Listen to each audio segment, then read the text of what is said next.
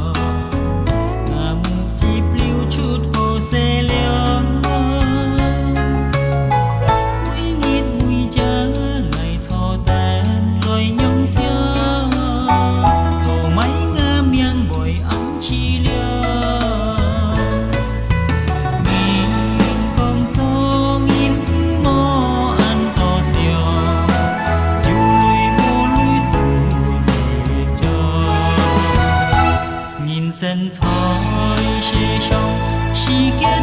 mấy con ăn trầu nhìn sân thiên phu tu chia lu bó hệ mô thôn tô miệng suy mơ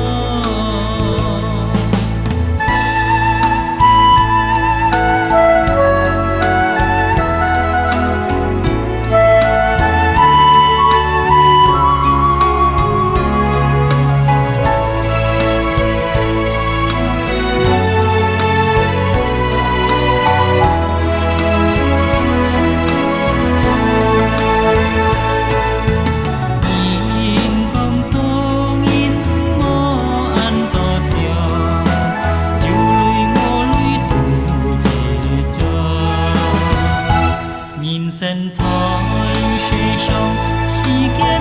mấy con ăn trầu nhìn sân thiên phu tu chia lu bó hệ mô thôn tô miệng suy mơ